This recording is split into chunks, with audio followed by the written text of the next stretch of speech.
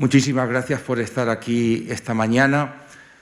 Con el mismo espíritu de la celebración eucarística vamos a dar paso al siguiente tiempo de esta mañana en la que recuperamos, después de 2 años y 2 ediciones, la celebración presencial, como se dice ahora, de la memoria de Santo Tomás de Aquino. Es para nosotros el momento clave en engarzar los 2 cuatrimestres en los que se divide el curso. Es el momento en que honramos la memoria y siempre distinguimos con su presencia entre nosotros alguna persona que sea destacada en el pensamiento, la reflexión y el estudio de este maestro filosófico y teológico. Si la apertura de curso tiene siempre un tinte más teológico y que hay una tradición no escrita que se reserva la conferencia al último doctor del claustro, como sucedió precisamente este año, pues también tenemos siempre en Santo Tomás alguna figura propia o ajena. Tenemos que hacer también memoria de que hace 2 años estaba previsto por el día de hoy haber hecho un reconocimiento de los 3 directores que vivían y han pasado 2 años y solamente estará don Cristóbal Sevilla, porque así es la vida y así la estamos viviendo. Pero vamos a nuestra conferencia que esta mañana va a impartir el profesor don José Antonio García Lorente, profesor titular de Filosofía de la Universidad de Murcia, profesor ya en otra ocasión del Instituto Teológico San Fulgencio como invitado y que también este año impartirá en el 2º cuatrimestre un seminario también en nuestro centro. Don José Antonio García Lorente nació en 1980. Sumen ustedes. Nació en 1980, nació en Murcia, el 11 de abril, y aquí cursó en esta ciudad los estudios de bachillerato y COU en el Instituto Floridablanca. En el año 1998 marchó a Estados Unidos y allí realizó, entre otros estudios y otras actividades, realizó el curso internacional de inglés y cursó materias de filosofía y de humanidades en Regis University, en la ciudad de Denver, en Colorado, mientras frecuentaba las instalaciones y la comunidad del seminario Redemptoris Mater de aquella ciudad. En el año 2002 inició la licenciatura en Filosofía en la Universidad de Murcia, que pudo finalizar por los estudios previos en 3 años, con una nota media de sobresaliente en 2005. Gozó de una beca predoctoral de la Fundación Sénica, de la Agencia de Ciencia y Tecnología de la región de Murcia, para la realización de su tesis doctoral bajo la dirección del catedrático de Metafísica Alfonso García Marqués, también de grata memoria y siempre colaborador de este centro. Se incorporó al grupo de investigación de filosofía Noesis de la Universidad de Murcia. 2 años después obtuvo el diploma de estudios avanzados con un trabajo de investigación titulado Los pilares de una cultura posmetafísica en Rorty, en torno a la contingencia y al relativismo. Y en el año 2009 defendió su tesis doctoral, titulada precisamente La propuesta metafísica de Rorty. Obtuvo la calificación de sobresaliente cum laude por unanimidad del tribunal. También con mención de doctorado europeo y premio extraordinario de doctorado de la Universidad de Murcia. Su investigación se centró en el pensamiento filosófico contemporáneo, con atención especial al neopragmatismo de Rorty y a su confrontación con la metafísica clásica, sobre todo de tradición aristotélica. En 2010,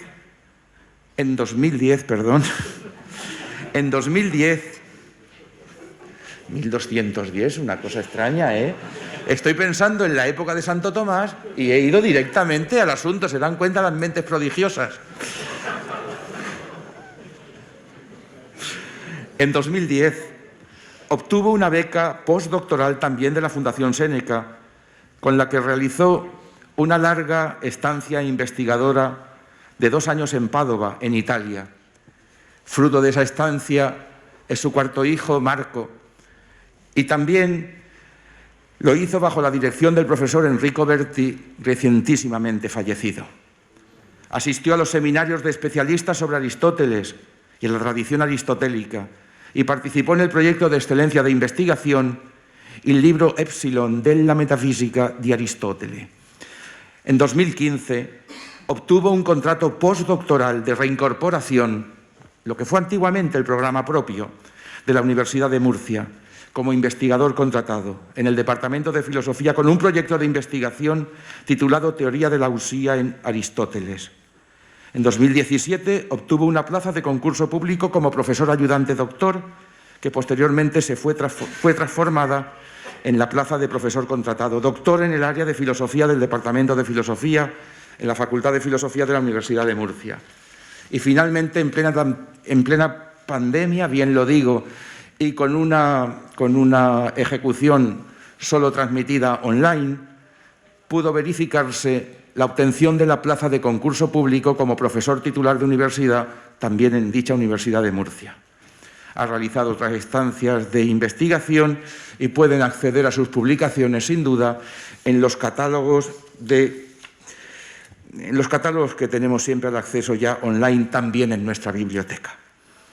La búsqueda de la verdad, su primer título que nos ofreció era La búsqueda de la verdad desde la filosofía, pero convinimos que era mejor solamente La búsqueda de la verdad, que nos confiere de alguna manera una preocupación común a creyentes y no creyentes, a estudiantes, a los que estamos en el ejercicio del ministerio, pero sobre todo a cualquier persona de buena voluntad.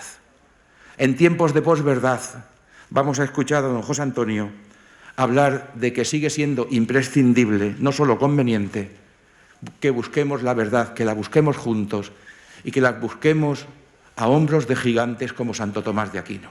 Muchas gracias por aceptar la invitación. Si quiere ocupar el atril y si lo tiene a bien, si quiere prescindir de la mascarilla, como estamos aquí casi en un sitio abierto, haremos como los políticos. Muchísimas gracias. Bien, muchísimas gracias por la presentación, generosísimas palabras. También muchas gracias por la presencia del señor obispo, al cual me une no solamente una relación, podríamos decir, jurídica, eclesial, sino también personal, con mi familia y conmigo, de afecto. Gracias también a todos los sacerdotes, a los formadores, profesores, seminaristas, el personal que trabaja aquí, que hace una inmensa labor, muchas veces silenciosa, a todos los presentes, y no sé si me he dejado a gente. Como el señor obispo también, en esa naturalidad me permito tener errores. Bien, el título de la ponencia, La búsqueda de la verdad, y voy a comenzar haciendo algo que no suelo hacer nunca en una conferencia de este tipo, en esta ponencia, y es justificar el título en base a un dato biográfico, en base a mi experiencia personal, que tranquilos que seré muy breve. Cuando yo termino el instituto, empiezo como un adolescente a cuestionarme si todo lo que mis padres me habían enseñado, todo lo que yo había vivido, era verdad. ¿Por qué tenía que ser verdad lo que mis padres me habían enseñado, lo que mis profesores me habían mostrado? Yo metí todo en una inmensa bola, permitidme esta expresión vulgar, con una pregunta fundamental. ¿La vida que yo he vivido y que quiero vivir es verdad o no lo es? Porque yo he podido vivir en un ambiente, una familia concreta, que si hubiera nacido en otro sitio quizá hubiera tenido otras creencias, otros valores. ¿Por qué o qué elementos de verdad hay en todo aquello que he recibido? Marché a Estados Unidos, seguía investigando. En el año 98 se publica una encíclica, nuestro queridísimo San Juan Pablo II, Fides et Ratio, donde precisamente empieza así, diciendo que la verdad es como un ala del espíritu humano que se eleva, en fin, la razón, la fe. Vuelvo de Estados Unidos, me matriculo en filosofía, después de 3 años, sigue en mi mente esta cuestión. Después de todas las doctrinas de los filósofos, de un curso intensivo, parece ser que cada uno tiene su opinión, pero sigo sin comprender qué significa ser verdad. ¿Qué es la verdad? me pongo a investigar, me pongo a estudiar y esto fue el motivo de mi tesis doctoral. Bien, pues lo digo que esta búsqueda de la verdad es un tema que es el motivo, el motor por el que yo he estudiado filosofía. Y a diferencia del ambiente que me he encontrado en la facultad, que no tengo tiempo ahora de describir, la filosofía a mí me ha ayudado enormemente a descubrir la fe y no a alejarme de ella. Esto sirva como background un poquito de lo que quiero decir. La búsqueda de la verdad. Aprovecho para decir que me gustaría también dedicar en honor a Enrico Berti, mi profesor en Padua, fallecido el 5 de enero, como ha dicho Juan Carlos, que muchas de las cosas que voy a decir aquí he aprendido en Padua y he aprendido leyendo y estudiando junto al profesor Enrico Berti. Bien, la exposición va a tener dos partes fundamentales. Una primera en la que voy a hacer una síntesis del concepto clásico, de la noción clásica de verdad.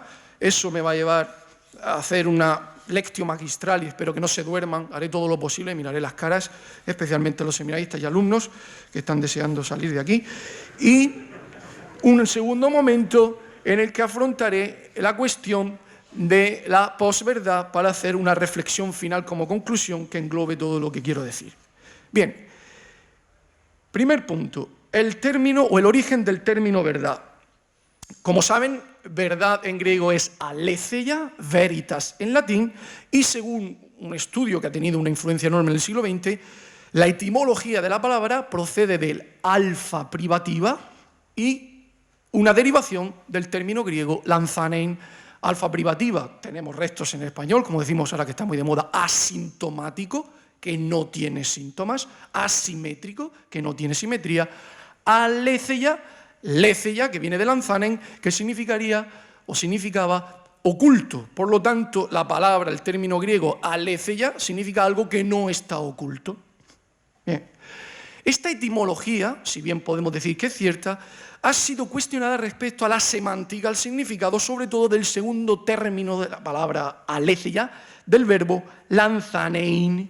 Esta es la parte dura de la conferencia, paciencia, pero es necesario para donde quiero llegar. Lanzanein no significaría oculto, sino más bien algo que pasa desapercibido. ¿Vale? Tenemos el precepto epicúreo que dice lace biosas, que traducimos generalmente como vive ocultamente, pero no quiere decir vivir ocultamente como escondiéndose que no se te vea, no, sino que viviendo, aunque se te vea, pasar desapercibido, pasar inadvertido. Curiosamente el Evangelio de hoy decía que Jesucristo pasaba inadvertido por en medio de la gente. Bien, también lanzanein, si se aplica a la persona, no a la cosa, no al objeto, en este caso significa olvidar, omitir. Una persona, podríamos decir, lanzanein, cuando olvida, cuando omite algo. Pero las primeras apariciones del término verdad en la literatura griega tienen que ver con la descripción de un relato detallado, cuidado, que no omite nada de lo que se tiene que decir. Por ejemplo, Héctor, cuando va a palacio y ve a su esposa, no encuentra a su esposa Andrómaca, pregunta a la jefa, a la sirvienta que estaba ahí en la casa, ¿dónde está su mujer? Y le dice, pero quiero que me digas la aletheia, la verdad. Y la encargada de la casa se pone a relatar detalladamente qué había sucedido con su mujer. No simplemente suelta una frase, algo coyuntural, algo anecdótico, sino que detalla.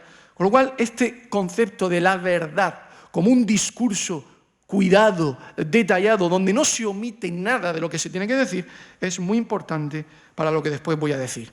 También en el lenguaje y en el pensamiento arcaico se da una fusión entre verdad y ser, en el sentido de que decir las cosas y decir la verdad es equivalente, en este sentido es igual a es verdadero.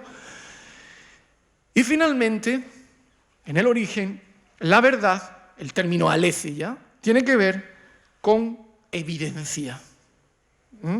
Lo que tiene una evidencia inexpugnable, es decir, algo que no se escapa a nadie que se muestra con claridad y sin ambigüedad es aletheia. Podríamos decir una narración que muestra algo que se expresa nítidamente y de forma clara.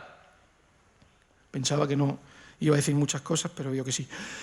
El término en Platón adquiere un cariz ya, todavía no estoy hablando de un tratamiento filosófico, sino meramente lingüístico, como la condición para que las ideas puedan ser vistas, puedan ser contempladas. Se habla de la aletheia de las ideas, es como una imagen con el sol que ilumina las cosas y por eso pueden ser vistas. La aletheia es algo que ilumina, que da carácter ontológico a las ideas, y en un texto precioso del Fedro, en Platón, donde se habla de la llanura de la verdad, aletheias peidion, donde las almas liberadas del cuerpo contemplan la verdad y que cuando se olvidan de ellas, entonces se caen y se encarnan. Bien, primera parte. Segunda parte, noción clásica de verdad. La verdad, el término aletheia irrumpe solemnemente con Parménides, como cuenta el poema de Parménides, es conducido a las diosas donde le van a mostrar la verdad bien redonda, alethies eukikleos, versus la opinión de los mortales. Pero hasta Platón no encontramos la primera teoría filosófica de la verdad, porque lo digo claramente, ¿a quién compete decir qué es la verdad? Al filósofo, a la filosofía. Si pensamos en todas las disciplinas y ciencias que podamos pensar, ninguna se pregunta por el estatuto real de qué es la verdad. Pues bien, Platón, en un diálogo que se llama El Sofista, cuyo título es ya muy significativo, diferencia lo que caracteriza al filósofo del sofista. El filósofo dice lo verdadero, el sofista, en lugar de decir lo verdadero, dice lo falso. Y dice Platón, la verdad pertenece al discurso, al logos. ¿Cuándo hay un discurso? Cuando hay unión de nombre y de verbo. Los nombres por sí solos y los verbos por sí solos no son verdaderos ni falsos. Hace falta que haya unión de lo que nosotros diríamos sujeto y predicado. Y por lo tanto, si yo digo, yo estoy de pie, yo predico sobre mí estar de pie, el discurso que dice yo estoy de pie es verdadero. ¿Por qué? Porque dice cómo son las cosas en la realidad. Cuando el discurso dice algo contrario de lo que no hay en la realidad, se habla con falsedad. Bien, Aristóteles distingue tres significados diferentes de la palabra falso. Son falsas las cosas cuando aparecen como lo que no son, en este sentido se contrapone auténtico. Son falsas las personas cuando mienten con discursos falsos, en este sentido verdadero se contrapone a sincero. Y son falsos los discursos cuando unen elementos que en la realidad están divididos, o cuando dividen elementos que en la realidad están unidos. Y en este último sentido, lo falso se contrapone a lo verdadero. Por lo tanto, ¿qué es la verdad? Pues es un discurso que tiene una determinada propiedad. ¿Cuál?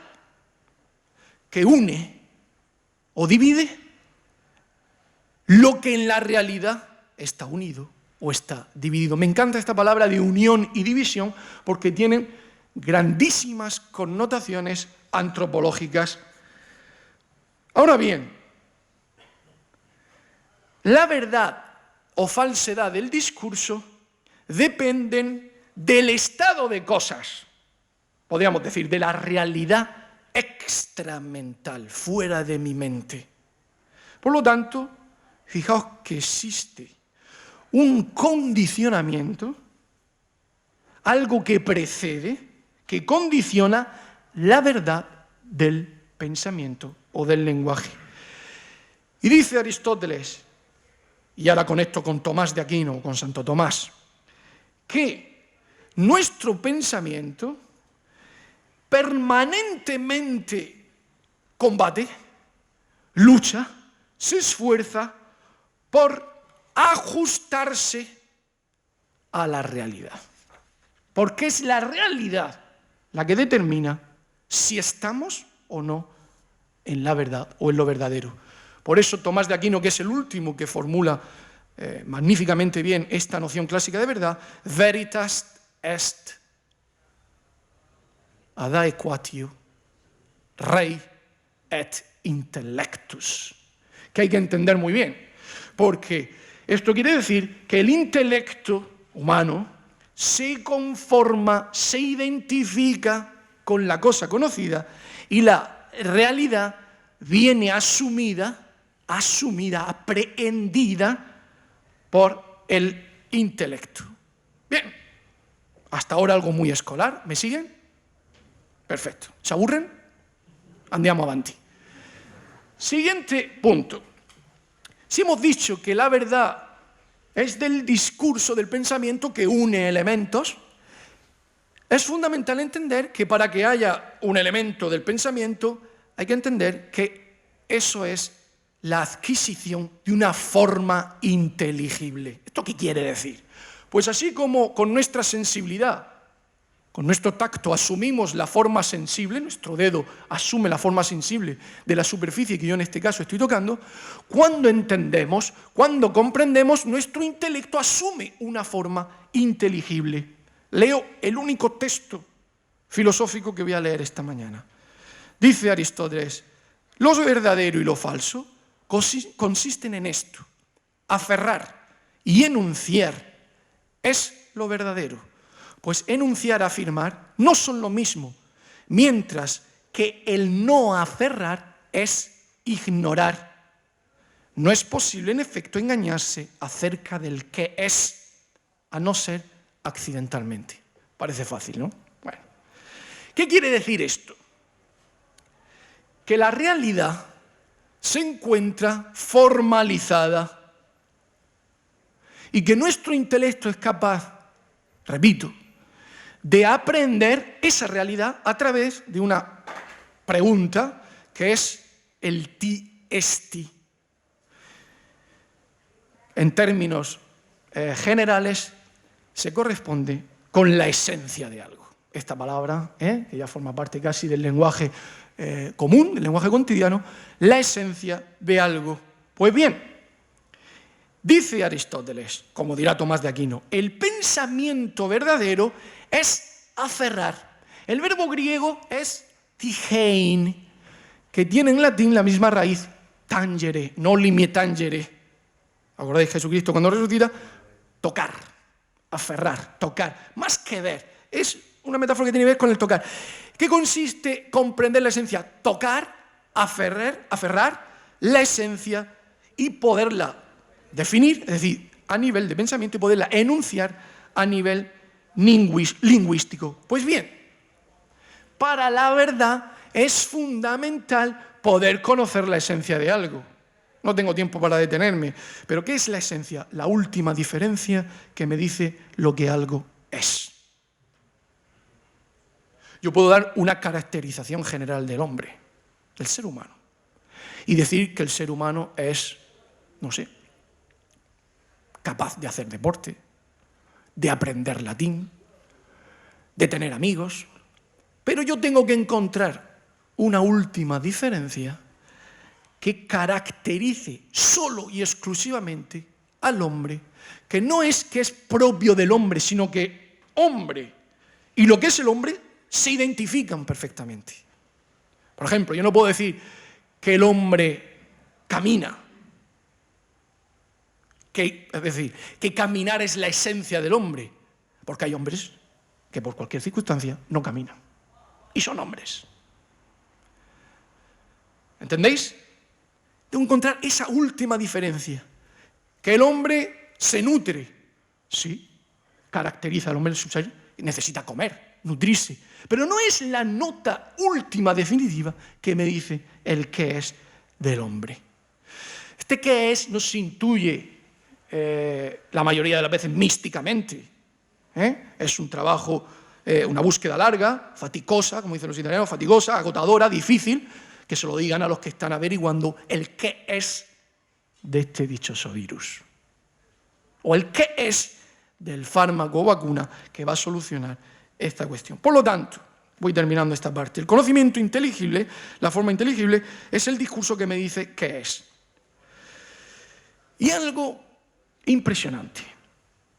Dice Tomás de Aquino y Aristóteles que esta capacidad que tiene el ser humano de descubrir, de tocar y de aferrar el qué es, lo convierte en un ser divino e inmortal. Esta capacidad es lo que lo distingue del resto de seres de toda la naturaleza. Desde este punto de vista, recapitulo, el hombre es capaz de inmortalizarse siendo mortal, de divinizarse siendo humano, cuando aprehende las esencias de la realidad, que no cambian, que no varían, que son eternas. Y desde este punto de vista, la verdad, la posibilidad de decir algo con verdad, no es algo que se posea, no es algo exclusivo de nadie, no es algo exclusivo de nadie, no es de nadie, sino de todo aquel que es capaz de aprehender la realidad y decir verdades sobre esa realidad. ¿Me siguen? Siguiente punto. Diversos tipos de verdad. Dependiendo de la realidad sobre la que estemos hablando o a la que nos estemos refiriendo, aparecen diversos tipos de verdad. Por ejemplo, las verdades de los eventos o de los hechos. Estoy de pie.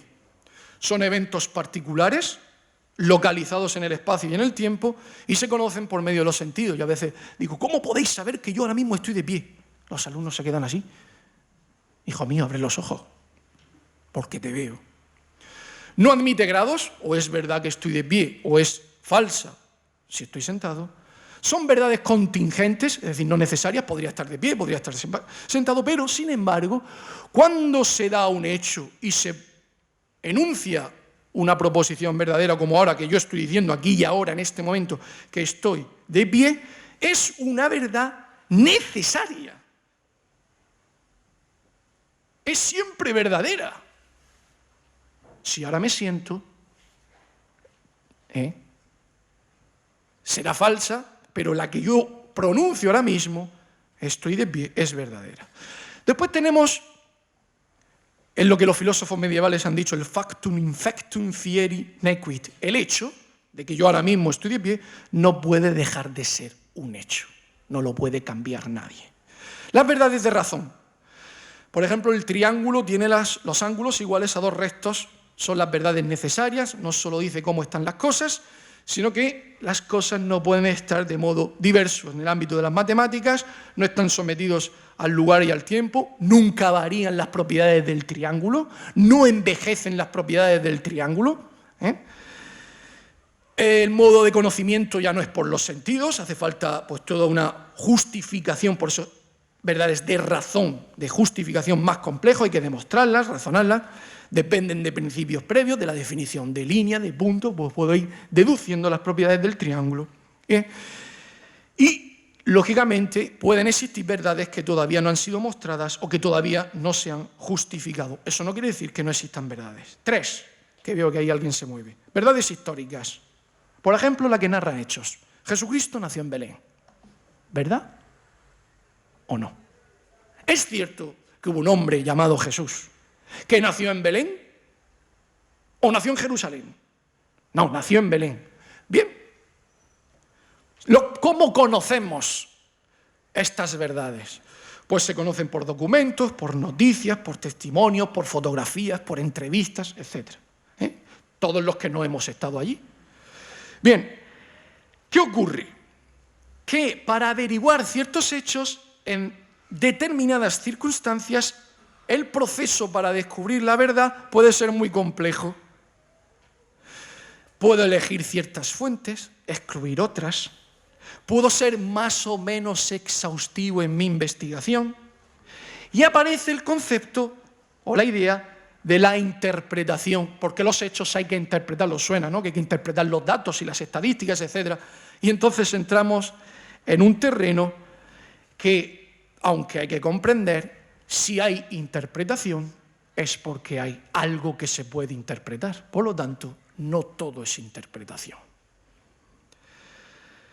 Eso no quiere decir, por lo tanto, que no exista una verdad histórica y que no haya un enunciado, conjunto de enunciados, que diga cómo han ido las cosas, cómo han sucedido, o si no, que las cosas no han ido, no han funcionado como efectivamente han ido. Cuarto, verdades científicas, no me detengo aquí casi nada, son las verdades de las ciencias naturales.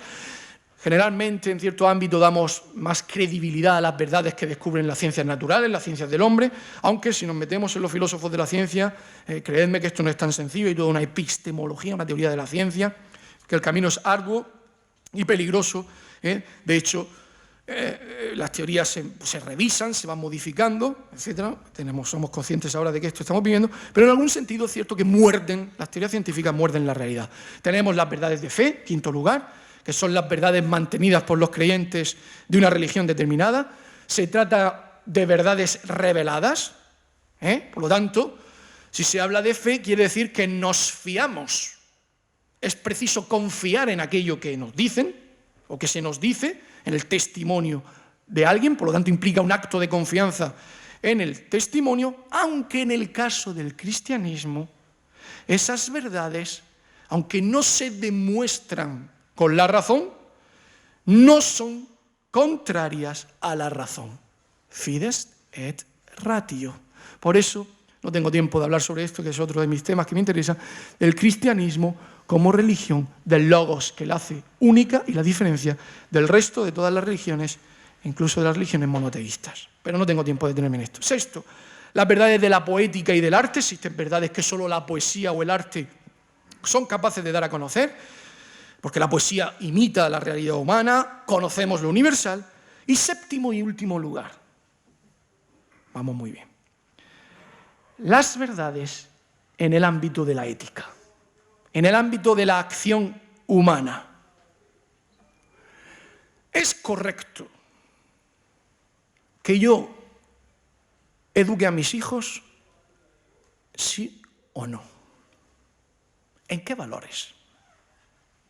Y entonces se abre la posibilidad de, en el ámbito de la acción humana, que es contingente, nadie me obliga, no es necesario que hoy estemos aquí. Podríamos no haber venido. Es imposible que 2 más 2 no sean 4. Pero sí es posible que alguno de nosotros no estuviera aquí o no hubiera estado aquí. Por lo tanto, se abre un ámbito de la posibilidad que es el mundo de la ética. Y aquí, la mayoría de los filósofos, a partir del siglo, de la modernidad, pero del siglo XIX y del siglo XX, dicen que no hay verdad práctica. Que no podemos determinar cuándo una acción humana es legítima, es correcta, y hablaríamos de verdad práctica, y cuándo no lo es. Esto procede de lo que se llama la falacia naturalista, que en síntesis dice lo siguiente: no se puede dar el paso del ser al deber ser. Por ejemplo,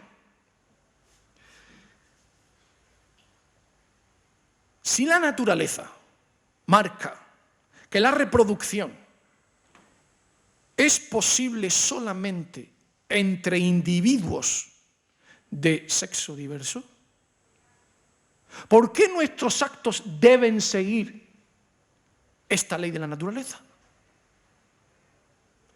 El paso de lo que algo es a lo que debe ser no es legítimo. Son 2 ámbitos diferentes. ¿Os suena? No es lo mismo ser que deber ser. Bien, una alternativa para aquellos que niegan la verdad práctica es la ley. Vale, hay algo que fundamenta la acción, que es la ley. Lo que dice la ley. Puede ser lo que dice la ley civil, pero también puede ser lo que dice la ley divina. Y entonces el fundamento de los actos humanos y de la ética está en la ley. Lo que legitima, lo que fundamenta la moral es la ley. Aparece el legalismo. Pero hay otra alternativa, que es la que yo quiero presentar aquí. Gracias a la tradición, Aristóteles y Tomás de Aquino. El deseo del bien y de su verdad. Y entonces fijaos que el fundamento de la ética, de la acción humana, de cómo comportarme, estudio ingeniería o entro al seminario. ¿Hay una verdad en eso para ti o no? ¿O todo es fruto de un poco de la casualidad, del azar? ¿O solamente tú haces lo que Dios te dictamina? Pero no hay ninguna razón humana en la toma de decisiones. A lo mejor esto no es muy políticamente correcto lo que estoy diciendo. Puedo decidir y averiguar cuál es la opción correcta para mí o no. Pues bien, si aceptamos que el fundamento de la ética es el carácter teleológico, teleológico viene de telos, que significa final, finalidad, el fin de la acción humana, aquello que fundamenta la acción humana no es la ley. No se hace porque lo manda la ley. No niega que haya una verdad, sino que todo ser humano quiere tener plenitud de vida, ser feliz, lo que traducimos por ser feliz. Mala traducción, felicidad. Pues yo paso momentos felices, pero eso no quiere decir tener plenitud de vida. Eudaimonía en griego. Un buen daimon. Bien. Por lo tanto, atención, porque el verdadero motor de la acción no es la ley, repito, sino el deseo que tiene todo ser humano de planificar su vida, de que su vida sea plena. Y pregunta, ¿todo ser humano quiere ser feliz? ¿Quiere tener una vida lograda o no? No he encontrado todavía a nadie que diga que no quiere. ¿Dónde reside la dificultad, la aporía, la lucha? Pues que no todos los seres humanos buscamos en el mismo sitio y consideramos lo mismo respecto a esa plenitud de vida. ¿En qué consiste la plenitud de vida? Y no solo eso, ¿cuáles son los medios adecuados para conseguir ese fin? ¿O no puedo averiguarlos? Pues bien, hay bienes que son auténticamente bienes auténticos, que son aquellos que producen, me dan la plenitud de vida, y hay bienes aparentes. ¿Qué quiere decir aparentes? Que se presentan como bienes, pero que en realidad no lo son. ¿Por qué no lo son? Porque frustran esa plenitud de vida. Hace que esa tendencia, ese deseo que todos tenemos, colapse, no llegue a su fin, no se logre, no se alcance. ¿Entendéis? Por lo tanto, ¿qué dice la tradición en la cual la Iglesia se inserta? Que es preciso orientar el deseo, modular el deseo. ¿Para qué? Para que sepa conocer y reconocer los medios buenos que me van a permitir algo que seguro que quiero, que es ser feliz. Y entonces todo cambia. ¿Porque lo dice la ley?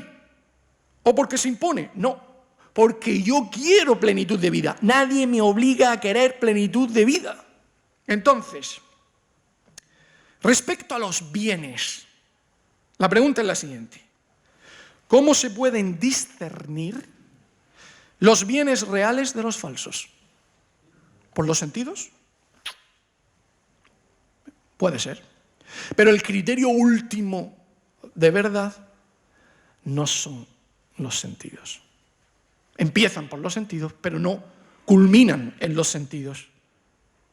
Pues la respuesta es la razón que se llama práctica, orthos logos, la recta ratio. La razón correcta, la razón recta. Conclusión de este argumento. ¿Cuál es la verdad práctica? En el ámbito de las acciones humanas, en el ámbito, repito, que está en juego esto. ¿Estudio filosofía o estudio criminología? ¿Qué debo hacer? No, ¿qué debo hacer? ¿Qué tengo que hacer para obtener vida plena? Esto sí está mejor formulado. ¿Me seguís o no? Bien. Pues la respuesta es la siguiente. La coincidencia entre mi deseo, orexis, mi inclinación, lo que mi deseo o mi inclinación persigue, coincidente con lo que la razón afirma. Fijaos que es precioso esto, porque si la razón no es contraria a la fe, pero en este ambiente y esta mañana prefiero incidir sobre el aspecto, estamos en filosofía, de la razón humana, del orthos logos. Repito, la coincidencia entre lo que nuestra inclinación, nuestro deseo persigue y lo que la razón afirma. Y entonces, fijaos, se da una coincidencia, una fusión entre el bien y la felicidad o la plenitud de vida. ¿Qué son los bienes de las acciones humanas? Las virtudes. Por lo tanto, cuando el hombre, el ser humano, vive conforme a virtud y plenitud de vida no entran en conflicto, sino que el alma está en lo verdadero. Y hay una palabra griega, aletheuei, que dice estar en lo verdadero. Fijaos que hay muchos sentimientos, fenómenos psíquicos y psicológicos que en griego se dicen al revés.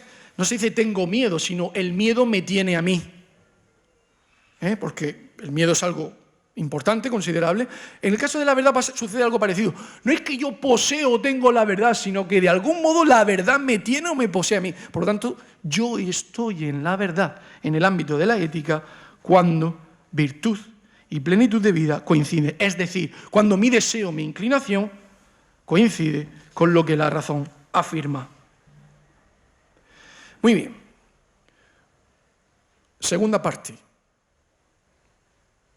Podríamos hacer una historia de cómo esta noción clásica de verdad ha ido evolucionando y las distintas teorías filosóficas, etc. No voy a entrar en ello, voy a ir al final de la historia, que es el presente.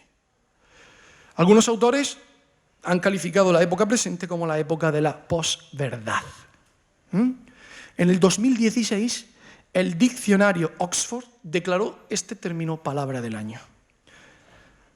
Y quiero centrarme unos minutos en este fenómeno porque no es que se niegue la verdad. No es una actitud escéptica, si podré o no podré conocer la verdad. Ni siquiera negacionista, esta palabra también de moda. No existe la verdad. Entre otras cosas porque esto es autocontradictorio. Si tú dices que no existe la verdad, estupendo, ya hemos logrado una gran verdad, que no existe verdad. Esto era muy viejo, esta argumentación se sabe desde hace mucho tiempo. Por lo tanto, la posverdad declara que la verdad no interesa. Y esto es diferente. Os leo la definición del diccionario Oxford. ¿Qué es la posverdad? Aquello que se relaciona con o denota circunstancias en las que los hechos objetivos, las evidencias, ahora voy a ir recogiendo elementos que he estado diciendo durante la conferencia, son menos influyentes a la hora de conformar la opinión pública que las apelaciones a la emoción y a las creencias personales. Fijaos, para configurar una determinada mentalidad no es necesario, no es preciso apelar a la verdad, sino a la emoción. Y de ese modo captas y ganas opiniones que son compartidas por ti. El diccionario de la Real Academia Española dice: distorsión deliberada de una realidad que manipula creencias y emociones con el fin de influir en la opinión pública y en actitudes sociales. ¿Qué significa, por tanto, posverdad? Prefijo pos, que la verdad es irrelevante. ¿Y cómo se lleva a cabo esto? Muy sencillo. Se produce una selección y corrupción de los hechos para justificar una determinada ideología. No voy a poner un ejemplo que pueda herir la sensibilidad, aunque me viene a la mente muchísimo con la situación que estamos viviendo. Supongamos el mero número de asistentes a una manifestación. Un determinado medio dice: asisten 1000 personas, solamente 1000 personas a la manifestación. En la noticia, solamente 1000 personas. Pues das a entender que pocas han asistido. Otro medio sobre el mismo... acuden más del 98% de asistentes, de miembros de una determinada población a la manifestación. Los dos son 1000. Pero ¿cómo selecciono los hechos? ¿Cómo presento ese discurso aléfeya que no omite nada y que me dice todo lo que hay que decir?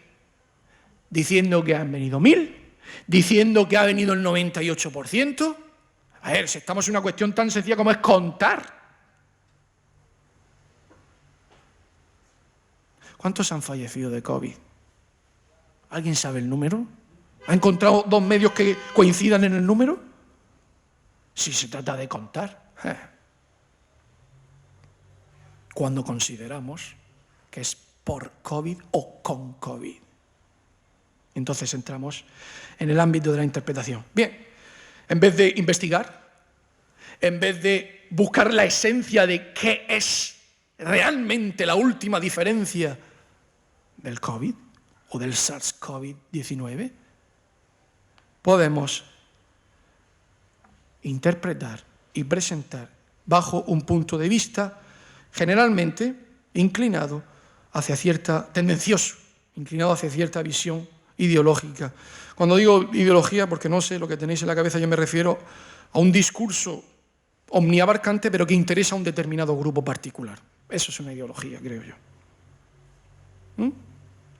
Una ideología, que podemos hacer una ideología incluso de cosas que son loables y buenas, pero que interesan a un determinado grupo. Bien, por lo tanto, la supremacía ideológica obliga a alguien a creer en algo. Claro, este fenómeno de la posverdad viene facilitado por algo que, como seres humanos que somos, todos tenemos un sesgo cognitivo. ¿Qué quiere decir un sesgo cognitivo? Que es verdad que estamos de acuerdo, o nos es más fácil estar de acuerdo con lo que creen los que nos rodean. La mayoría, incluso si hay evidencias de lo contrario. Yo lo veo esto en mis hijos, adolescentes, pero en mí también. Siento una gran presión de decir algo que va en contra de lo que piensa la mayoría. Esto lo tenemos todos. Yo daba clase en filología clásica y estaba convencidísimo de que amistad en griego se decía filía. Y yo, porque la filía, en las clases filía, presentan los trabajos y los alumnos dicen filia. Filia. Y digo, bueno, esto que eso está estudiando griego y tal, se supone yo que soy un aficionado, que me manejo como puedo. Llegué a convencerme de que yo estaba en el error. Luego comprobé que no. Pero la presión fue grande. Pues imagínate, un adolescente de 14 años, que aunque sepa porque su padre ha dicho que la verdad es X, respetar al pobre de la clase, cuando siente que un grupo grande de presión va contra el débil de la clase. Sesgo cognitivo. Todos valoramos la aceptación del grupo, incluso a veces por encima de la propia realidad. Y todos somos especialmente vulnerables cuando nos dicen exactamente lo que queremos oír. Por eso leemos la prensa y la seleccionamos. Porque preferimos que una versión que es conforme a lo que nosotros consideramos como verdadero. No quiero presentar aquí una actitud, como dicen los italianos, un atteggiamento que yo me coloco en una posición de relativismo o de dificultad, no, de pluralismo en este sentido, no. Quiero hacer constar que en esta situación de posverdad, todos estamos tremendamente condicionados e impulsados a caer en esta posición. Y decimos muchas veces, bueno, esto es mi verdad, pero hay otros que tienen su verdad. ¿Cómo? Esto es contradictorio. Si es verdad, es verdad. A un matemático no se le ocurre decir 2 más 2 es 4. Ojo, solo para los matemáticos, para ti quizá otra cosa.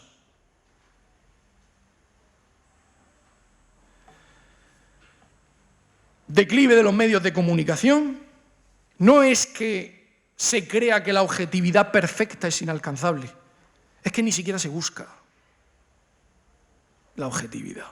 No es que sea inalcanzable, es que no se busca, es que no interesa. Por lo tanto, se difumina la línea que separa la noticia de la opinión y se funde y se mezcla la noticia de la opinión. La ideología es más importante que las evidencias, que los hechos.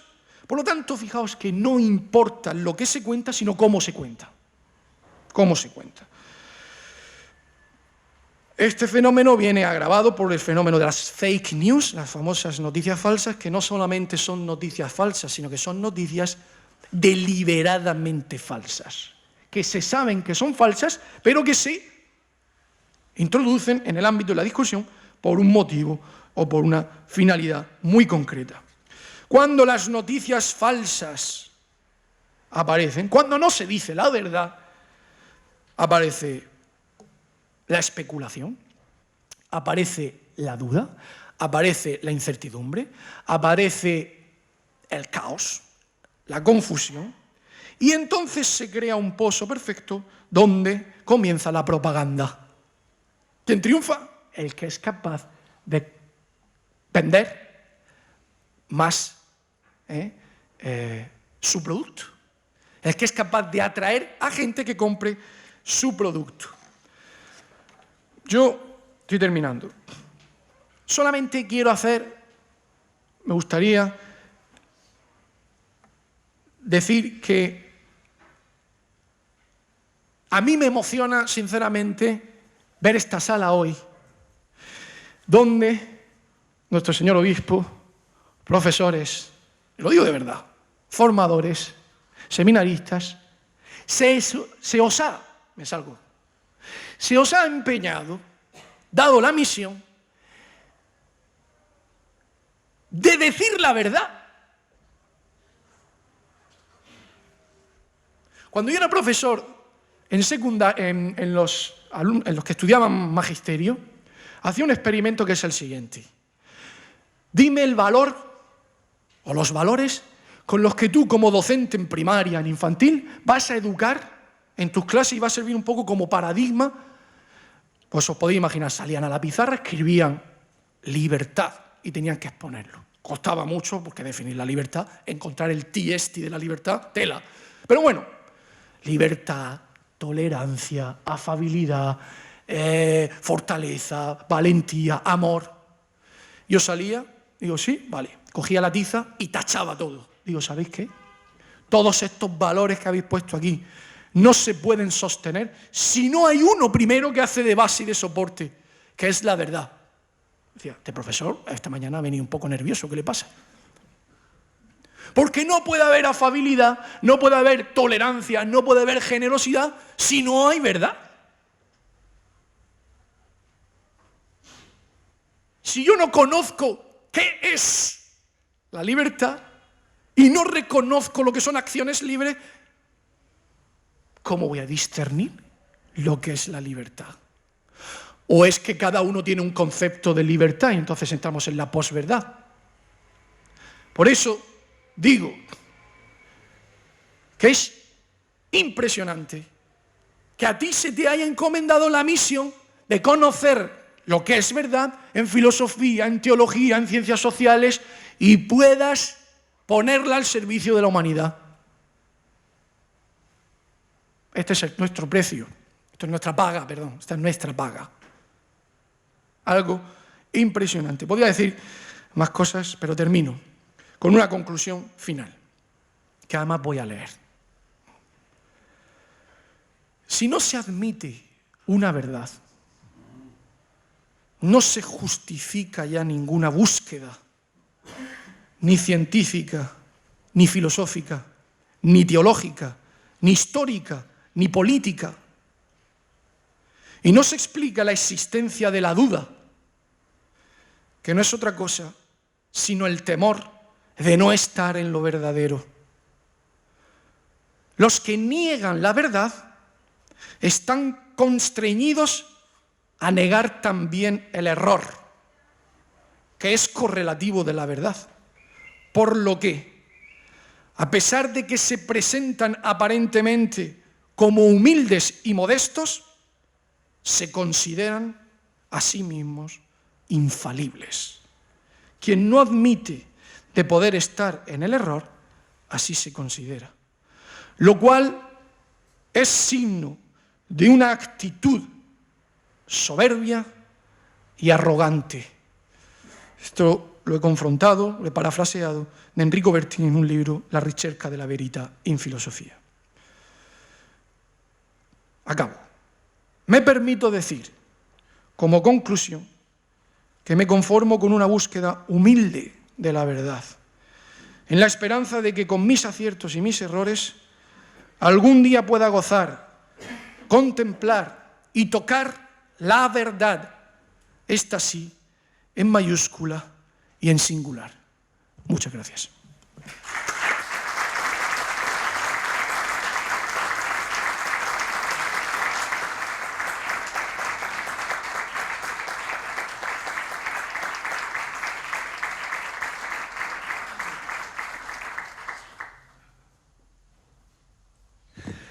Muchísimas gracias, José Antonio. Creo que van a sentir mucho los alumnos que no han elegido el seminario que comienza el próximo jueves haberse apuntado. Creo que lo van a sentir. Creo que es importante recibir estas palabras y creo que es importante darnos cuenta dos cosas. La fe y la razón, pero también en un mundo de eclesiásticos quiero resaltar el papel de un seglar, de un laico, casado, con hijos, con un importante compromiso intraeclesial, pero sobre todo con un testimonio profesional en la frontera, que es siempre la universidad, particularmente las humanidades y especialísimamente la filosofía. Muchísimas gracias, José Antonio, y contamos contigo, ya estuviste aquí en una ocasión, y contamos contigo no solo para un seminario, sino para que formes parte de este proyecto más que centenario, que tiene que ver siempre con hacer el bien, con hacerlo bien, con buscar la verdad, con buscarla bien y con, sobre todo, hacerlo con belleza y con pasión, como lo has hecho hoy. Muchísimas gracias.